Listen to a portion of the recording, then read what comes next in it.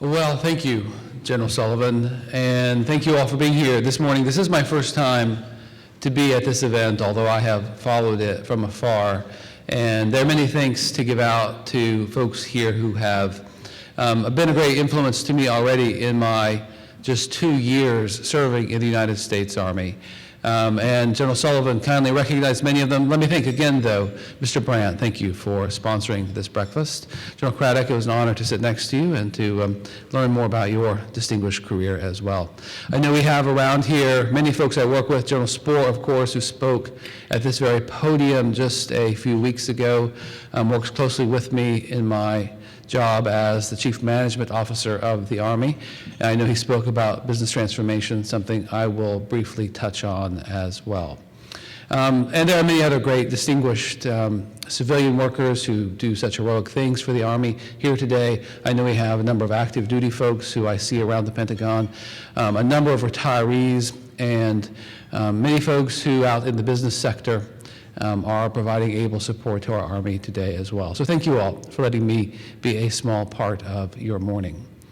I have now been on the job for 60 days, and I hope because my tenure has been so brief, you will indulge me a bit. I had prepared remarks, but last night as I left a dinner party, I thought I would forego those remarks and instead speak a bit extemporaneously and talk about some of the things that I think about as the Undersecretary of the Army. And I won't offer today many answers to you about kind of what I think the future of the Army is going to be, or offer you even great optimism that all of these problems can be solved. Instead, I thought I might just enumerate a few of the questions that animate me as now a senior leader of the Army, and in so doing perhaps give you some insight into kind of the way I think, and perhaps the way that Secretary McHugh does as well. And I would be remiss in not mentioning Secretary McHugh, who does such a terrific job leading the Army. I had the chance to serve with him in Congress. He was of the opposite party to me, much older than I was, in a very hierarchical institution. So we didn't know each other well. But it has been a great honor for me to serve with him in the United States Army, where his decision-making on a day-to-day basis, faced with some of the most controversial questions that one can imagine, is always impeccable. And the same thing can be said about our Chief of Staff, General Odierno, who is confronted with an extraordinarily challenging time as we come out of OIF and OEF, as the budget draws down. He too does an extraordinary job leading our Army, and so we are so very lucky to have people like that. So as I mentioned, I want today to talk not so much to you as to talk with you, and to eschew the kind of standard oratorical fare in the hopes of, again, posing some questions to you that I think are going to be the most important ones facing the Army over the next 2, 5, perhaps even 10 years.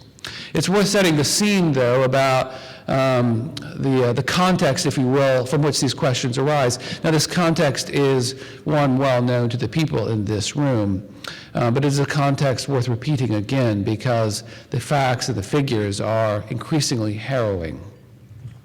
The Army budget this year is about $120 billion. We will get $20 to $25 billion more in the so-called Overseas Contingency Operations Funds. So a total budget of a little less than $150 billion. I'm sure Joe Martz can give me the exact and precise figure if he were up here advising me. That, of course, is a far cry from what it was just a few years ago when the overall Army budget peaked in 2008, a year when the OCO budget was actually larger than the base budget reaching its acme in 2010 at a little more than $140 billion. At our height, we had 570,000 people in the Army. Today, we still have, as we speak, more than 500,000 people in the Army, about 503,000 to be exact, on our way down to numbers far less than that, 490,000, 450,000. And if sequestration continues to work its sinister effect on the Army, we will be down to 420,000, and perhaps great pressure to go to numbers still far below that. We have an active component that has tremendous combat experience. We have about 40 brigade combat teams, kind of the hallmark fighting units for the Army, 28 in the National Guard. We have a National Guard that is more than 350,000 people today, a Army Reserve Compo 3 that has a little less than 200,000 people, about 5,000 people less than it is authorized to do. And as the Army goes down to, say, 420,000, that reserve component will draw down commensurately, with a Guard going down to perhaps as low as 315,000 and the Army Reserve going down to 185,000. So there are big changes before us in how we manage these changes, both in the drawdown of officers. Just this week, we announced the separation of more than 1,000 captains. These kind of involuntary separations are painful to everyone. And as the chief reminded the U.S. Senate just this week at the Senate caucus breakfast, there are real costs, human costs, to the drawdown that the budget situation is imposing upon us. We've, of course, been here before, and for those of you, and there are many in this room who have decades of experience in the U.S. Army, said you have seen crises like this before. Just here at the head table where I was sitting, we have people who have lived and worked these issues before. So I say I wanted to offer a few questions without offering you definitive answers. I do so in the spirit of a very wise man who once said that in the Army, and perhaps in all things, the intellectual must lead the physical. And General Sullivan, when you uttered those words many years ago, they were very true, and they remain true today. So let me talk about some of these questions, things that I think about, and that I think the Army should think about as well. The first of these questions is one that I would pose to the Department of Defense. And this is the only question I would offer today that goes to the larger entity than simply the U.S. Army. I'll offer you 10 more that I offer just to the U.S. Army, and then I'll offer a rhetorical one to conclude. This first question is whether this process that so drives the institutional Army, the planning, programming, budget, and execution system, is still the right system for defense planning in this country. Now, you know, I'm amazed as a politician, as someone who once taught business school, which is what I was doing before I immediately came to the Army a couple of years ago, that Robert McNamara will go down perhaps as the greatest bureaucrat since Alexander Hamilton in his influence. Today, we still, in the Department of Defense, live underneath his shadow. And when he put in the PPBE process more than 50 years ago now, he made decisions about force structure that lasted throughout the Cold War. This process, now entrenched, now capitalized throughout the entire building, so it has worked well in some ways, but I think it is a question worth considering whether it is still the optimal planning system for an age of uncertainty, where we have to go forward, not clear who the exact threats might be, the need to be more agile, the need to be more flexible in our planning. Said the PPBE system may not be optimized to do that. It may not be optimized in a world now where the combatant commander, something that he didn't have to think as much about, but are the driving force within the Department of Defense. So we now seemingly have an odd system where combatant commanders, who are the consumers of what we provide as a military service, have no real say in the supply of things offered to them. They have indirect say, that is true, so I'm being a bit hyperbolic, but nonetheless, we are providing services to customers who don't have a direct input on what the various departments are providing to them.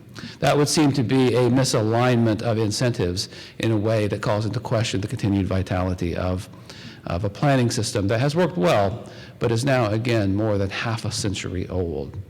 Even back in the 1960s, when Charles Hitch was the comptroller of the Department of Defense, he recognized some of these weaknesses, particularly the one I just mentioned, and offered solutions to it, but wasn't able to get any traction. But these are questions, right, that are as vital today as they were back then, if not more so. So turning to the United States Army. You know, when I was in Congress, I wrestled with a question, and I wrestled with it often, actually, as the General Counsel and as the Undersecretary of the Army, too. When someone on the street, someone perhaps even well-tutored in defense issues, asked me, how do you think about the optimal size for the United States Army? What should it be? How do you even go about approaching a question like that? Well, when I was in Congress, I could never really do so. What's the difference in 450 versus 440,000 troops versus 500,000 troops? Or perhaps, as Admiral Roughead recently wrote, 280,000 troops, his desired end state for the active component in the Army. What's the difference? I mean, how does one go about even thinking about this kind of question? And why do so many people seem to have a very different view about what the ideal size of the U.S. Army is versus what probably most of us in this room think, and certainly the institutional Army might think it to be. I thought a lot about that, about where the communication breaks down. And I think it comes down to this. It's an age-old question, too, much like this PPBE matter. But it's the first question I would offer you today, and that is, are we going to size the U.S. Army based on needed capabilities or on assessed threats? Now, this is, again, an older question. Throughout the Cold War, we basically had a threat-based construct. We had a clearly identifiable threat with known capabilities. We could plan to it. We knew what our allies could bring. It dominated across the .mil-PF of what we were trying to do. We still talked about capabilities when you had Bob McNamara, who I've already cited, discussing the need for the ability to fight 2.5 wars. And after the Cold War ended, of course, and that obvious threat receded, we moved to more emphasis on those capabilities with 2 wars or 1.5 wars, or now we're at 1.25 wars, or a war and an air war, or however the construct is today. But this notion of needing to have capabilities, even if you really weren't quite sure what the threats were. Now, those threats never truly disappeared because it's important to have scenarios by which one tests your capabilities, kind of imaginary situations out there that you might have to fight in. But capabilities dominated kind of the post-Cold War era. But it seems to me that in this age of budget austerity, we are increasingly back to threat-based planning, where if the Army cannot tie its force structure to an identifiable threat in Asia or the Middle East, or perhaps we now see in Europe as well, it's difficult to justify its size. Now, these are philosophical questions, about how one should think about what to size the U.S. Army. And for most of us in the Army, we believe that even if there wasn't an obvious threat from which we would need a 1 million man and woman army across the AC and the RC, a superpower like ours, faced with strategic surprise, things we never anticipate never can quite anticipate, should have the ability to do certain things, Again, not tethered to a particular scenario, although scenarios can test us, but that we should have certain abilities, to do things, a capability-based approach. This is seemingly a somewhat disfavored view now, although never articulated in perhaps as clear a way as I have offered here. But this is a major question to the Army that we must grapple with, is are we going to be a threat-based structure or a capabilities-based structure? I will go over these other questions perhaps more briefly, but the second one goes to the heart of the work I do, which is what is the ideal size of the generating force? A force that has varied from 80 to 110,000 people over the last 15 years. That generating force, of course, being the people charged with manning and training and equipping our operators. What is the right size of that force? We don't model it with the same fidelity we do the operating force. We take guesses at it more. We think we have it right. But what is the right size for that? And a third question related to it is, how does that generating force size vary with the size of the operating force? We know it's not perfectly linear. If we draw down the operating force by 10%, the generating force doesn't necessarily fall by 10%. There is some floor below which, even if we only had, God forbid, 100,000 operators, you would still need an operating force of 50 or 100,000, perhaps two, just to man, train, and equip the Army and prepare for the day when, again, that strategic surprise arises and we have to increase it rapidly. Increasing it rapidly leads to that fourth question, a fourth question that we must grapple with and that we must convince our interlocutors at the Office of the Secretary of Defense to think about too, which is, how fast can the Army grow? Now, we're moving to a world where, as the chief often says, the Army will be at its lowest size since before World War II, where we had 280,000 people, 14,500 officers at that time. Now, in just the space of 6 years, we grew to 90 divisions and more than 8 million people in the U.S. Army, an extraordinary achievement. But we did it under very different circumstances: an existential threat to the nation, conscription, which had minimal political opposition. One can grow the Army rapidly when a true crisis arises. But short of that, it is very, very difficult to do so. Between 2000 and 2011, including those years when we had all kind of incentives in place trying to grow the Army, admittedly in a war environment that was not always the easiest to recruit in. The most the enlisted force ever grew in a single year was 9%. If we were to try to grow our Army from 420,000, as we are moving to, if not lower, to say back to 550 or 570,000, we would have to grow our force by 35 to 40% in accessions each year. Accessions, I mentioned, grew by 9% at their height, not just the overall force. Accessions never increased year over year by more than 9%, but we would have to grow accessions by probably 35 or 40% per year. Now, that is probably not possible no matter what kind of financial incentives one puts in place. But to even try to do that, right, is an extraordinarily costly thing.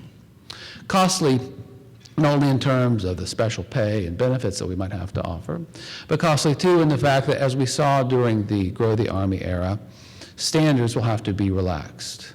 People like me can get into the U.S. Navy, for example, long past the age that one should normally be joining the United States Navy. But more than that, right, during that period, and I saw this often when I was general counsel, right, people were coming into the Army who were from a lower quintile in the AFQT distribution. Perhaps they were getting waivers because they had been involved in petty criminal behavior as a young man or woman. Their fitness wasn't what it was. Perhaps they had medical conditions for which they had to have waivers. We will deal with these things on the back end. And sometimes people come into the services who aren't equipped for the rigors of combat. And to them, said the consequences of seeing things in the front lines said are even more devastating than they would be to people perhaps who come in with greater physical and mental fitness. And for those people, we rightfully take care of them, but we will take care of them for decades and decades to come. Some of you may have seen the recent article in the Wall Street Journal that we are still paying benefits to a single woman from the Civil War. Now, given the fact that people are living longer and longer, it is not unimaginable, in fact, it is entirely predictable, that we will be paying benefits to survivors of the Iraq and Afghanistan conflicts until the middle of the next century. So that's an amazing thing, and the consequence will be billions and billions and billions of dollars to go. The fifth question I would offer to you quickly is, how do you plan for the regeneration of the U.S. Army? If we're going to go down to 420,000, or God forbid lower than that, how do you build it back up, right? How do you quickly move back, not only to recruit the right people, to make sure you have the units, the field grade officers, the senior NCOs who can take leadership roles in there? Not an easy question either. The RAND Corporation recently did an analysis on this very question, and they tentatively estimated that what the Army should do is keep about 15,000 officers or senior NCOs in the generating force and leave them there, parked, if you will, in case a crisis breaks out, and they can be the nucleus for regrowing the Army. Now, this seems like a perfectly plausible, indeed very good idea, but it isn't easy to do, because when you keep those folks in the Army and you're limited in the number of troops you can have, right, cuts have to be made elsewhere. And of course, senior NCOs and field grade officers are more expensive than other perhaps younger officers or young soldiers, and therefore your gray plate gets out of whack, and when your budget is under pressure, right, this becomes more expensive too. So our even ability to do that challenges the way we do business. A sixth question I would offer to you, and this is an important one that the current Chief of Staff is grappling with, along with Dave Perkins down at Training and Doctrine Command, is whether the Army's concepts of operations are adequate to a world where precision-guided munitions are proliferating, to a world where the price of computing power, sensors, weaponry is going down relative to the cost of the means to protect against them, whether it's better armor, stealth, hypersonic speed, whether our operating concepts are adapted to a world where our adversaries scrupulously avoid ever crossing a red line that they know would invoke American military response, but instead rely upon lawfare, information operations, or proxies to achieve their goals. Are we ready for that kind of world? A seventh question is, what's the proper role of the reserve component? Not only the National Guard, of course, which has been much in the news, but also the United States Army Reserve. Should the Guard be operational or strategic? Should all of the combat effects that are in the reserve components be in the National Guard and not in the U.S. Army Reserve as well? An Army Reserve which is filled with technical enablers of the First Order, but lacks really combat power. Or should those roles be shared in some way between the two components? An eighth question deals with modernization. Should we focus on resetting the vast property book of the Army? Or should we be thinking about next generation investments? And how do you balance these kinds of things? You know, Ray Mason, who I'm sure has been here on many occasions, does a terrific job on these issues. And the Army property book, which I'm sure doesn't capture everything we own, is now at more than $250 billion. We have a lot of gear out there, right? It is expensive to sustain it. It's expensive to recapitalize it as it comes out of theater. Some of it may not even be needed for the kind of wars we think we have to fight in the future. So how do we balance these kind of priorities? A ninth question for you is whether R4Gen, that readiness model adopted in the wake of OIF and OEF, and has proved so successful to us, but comes at a high price, whether that's the right model of readiness for the future. I'm sure General Huggins, who sits over here, has dedicated people who think nothing about this very question of whether R4Gen is right, or is there a return to tiered readiness, or perhaps some hybrid model is the best for the future. But this is a very important and will be a major change for the U.S. Army and a challenge we confront. And a 10th question, and perhaps somewhat controversial, but one that's of great interest to me, is whether our emphasis on decisive action training is adequate to prepare for the range of military operations the United States is going to face over the next 10, 20, or 30 years. These are the kind of things that TRADOC is working about, and that when the chief who has chartered the Force 2025 and beyond effort is looking at too. What does the Army need to train to, and how do we deal with it? So these are the 10 questions that I often think about, one posed to OSD in addition. And let me end with a rhetorical question, which is something that is incumbent upon me, but those of you in this room who care about the Army too, to also think about, is can we explain ourselves to the American public, to the U.S. Congress, and to the Office of the Secretary of Defense in a way that they can understand the things that most of you have lived and understand so well? I'll give you just one example from an anecdote that occurred at the dinner party I was attending last night, which involved a discussion about a major figure who formerly worked in the OSD policy, who had a big hand, right, in all these national strategic documents that have rolled out, most of which, well, they don't treat the Army in the way that most of us in this room think the Army should have been treated. So there's discussion about how much combat power, say, a 500,000 person active component Army would really bring. 500,000 people seems like a lot of folks after all, right, to a lay person at least, even lay people who, again, spend lots of time in the national security space. So he said, you know, 500,000 people would seem to be adequate for nearly every kind of imaginable problem that this country might face. But of course, one has to get into those numbers and explain them in a way that this person, so involved in national strategic issues, in national security policy making, had no idea. He had no idea that, yes, we might have 500,000 people, but 80,000 of them are trainees, transients, holdees, and students, and therefore they can't fight. That we have a generating force of 80 to 100,000 people who are necessary to man, train, and equip those people who might fight. That we have 20 or 30,000 people who are doing national missions like theater missile defense or security cooperation, who, sure, they could be pulled out perhaps and sent elsewhere, but said the National Command Authority thinks they're very important. So yes, you're left with maybe out of that 500,000 person force, about 300,000 or 325,000 who could be deployed somewhere.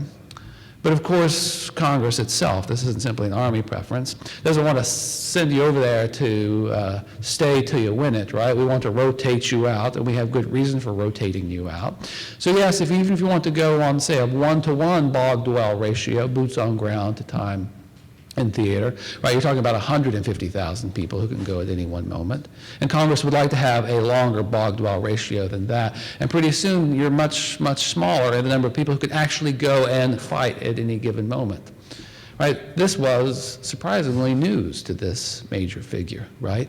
That a 500,000 force, when you're providing not only combat power, but the entire substrata of American military power, which is what the U.S. Army does, right? We don't just fight, we bring the dogs and the mortuary affairs and the cooks and the cleaners and everyone else in between that allow the other services to do their job, right? When you put all of these kind of things together, right, that the Army has to have a certain size just to do its job, and that size is larger than even very smart people might think it should be.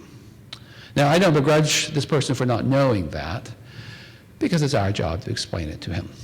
And when he doesn't understand it, it means that people like me have failed in our job.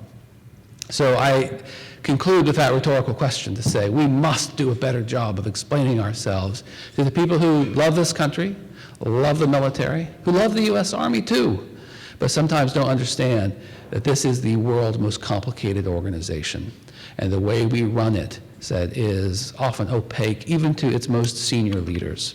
And we have to be better at explaining to the people who own the Army, the American public and their representatives, right, what we do and our vision for the future. And we must be better. We've done it well, but we haven't done it well enough. So thank you for letting me come say a few words to you today. I'm sure you have a few questions as well for me, and I am grateful to General Sullivan for extending the opportunity. Army strong.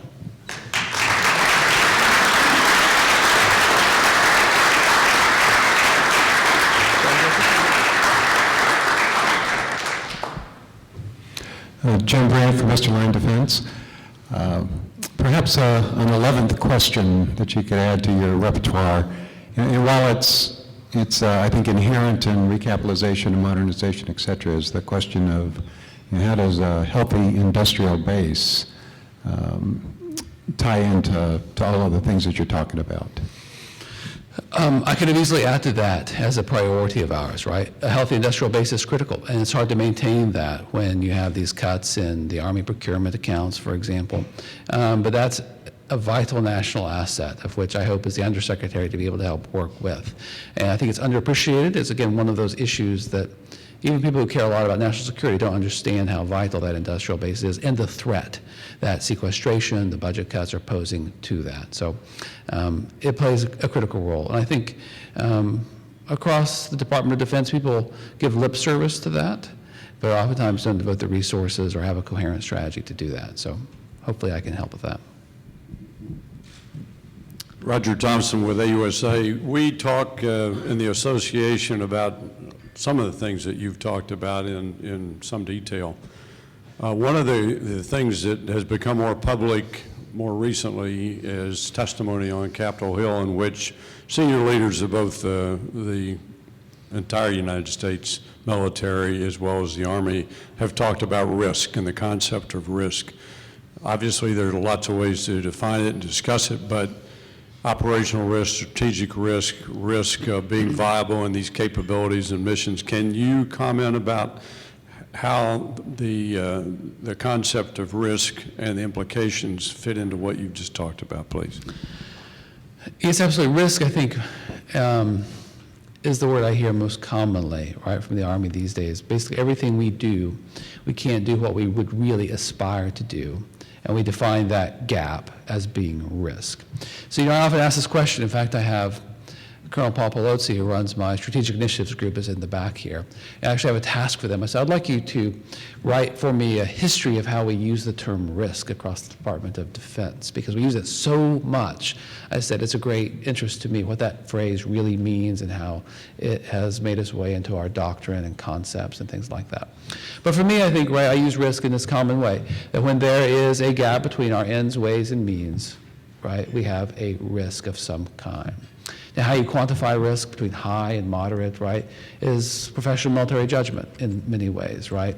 So when the chief says this is moderate risk, he is using his more than 30 years of experience to say that this is what it is.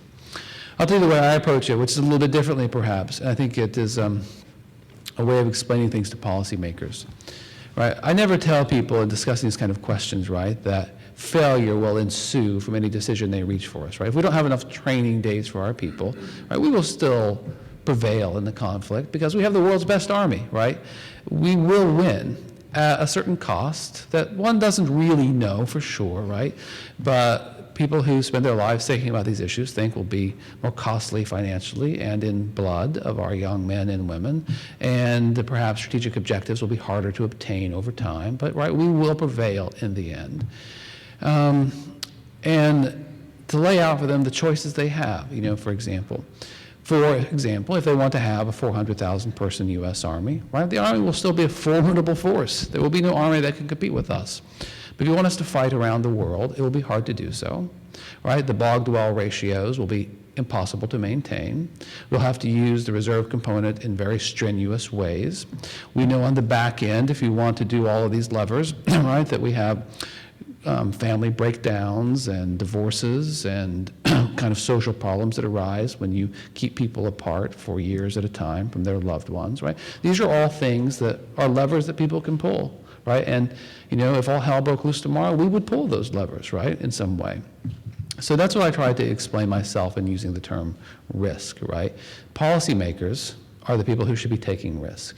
We need to tell them, frankly, kind of like, here's what you can do. Here's how you would mitigate those kind of things.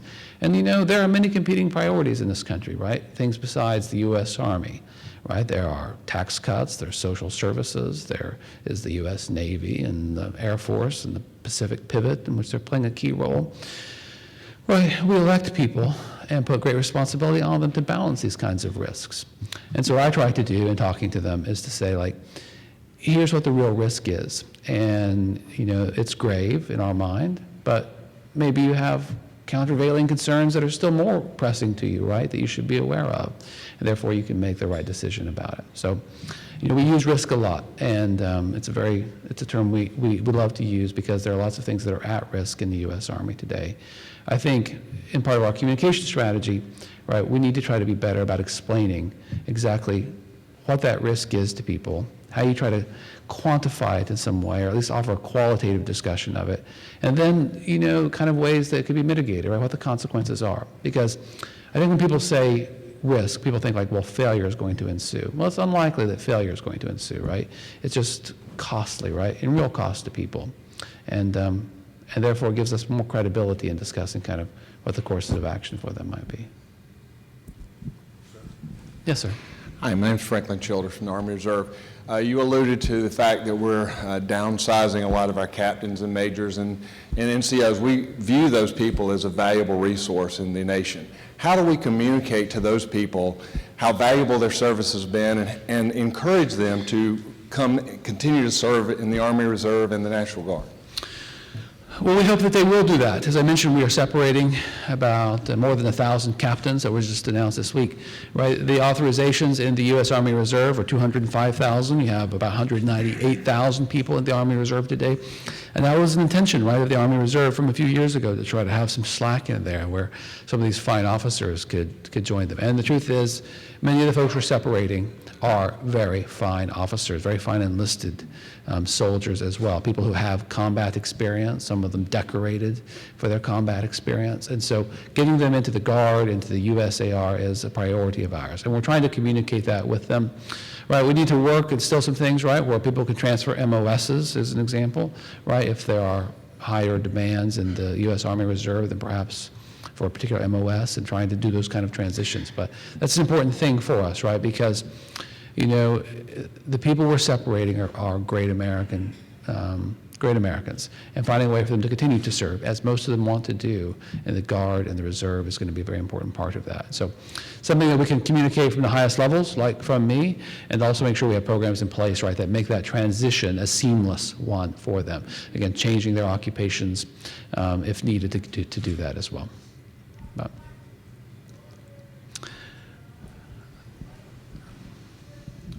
Good morning, sir. I'm David Fastbin, currently of Excellus, but formerly Damo SS on the Army staff.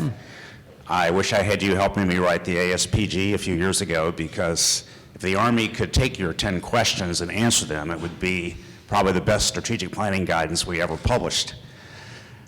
One of your questions was particularly interesting to me, and the one about the R4Gen model, because depending on the answer to that question, your math, which was spot on, changes dramatically.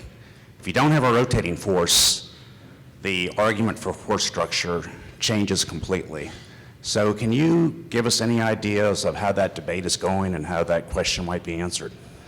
General Huggins could probably give you a more definitive answer because it's back in your old shop and places like that, right, where these things are really being worked on. I would say it hasn't percolated up to my level other than this question of, right, hey, is this the right model for us? And people understand that we need to look at alternatives to it.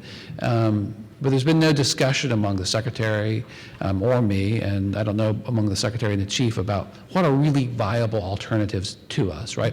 Going back to a tiered readiness system, right, is not something that people openly aspire to. That is seen as kind of, tiered readiness is not a term with positive connotations throughout the U.S. Army today for lots of reasons. And so, the question is, what are the alternatives to that, right? What are the real costs to that? So I know that there are lots of folks who work for General Huggins, right, who are thinking deeply and working on alternatives for us. But I think we're still a ways away from moving to a system other than R4Gen. So, because it said it's, well, you know the Army well, right? There's an inertia that it takes a lot of thinking. I mean, it's an important issue, right? These readiness models are, and how we do it is something you don't take lightly. So it's working its way through the system, but I think we're still a ways away from announcing any kind of changes on that. Thank you very much, sir. Let's have a round of applause. Thank for you the all. Secretary.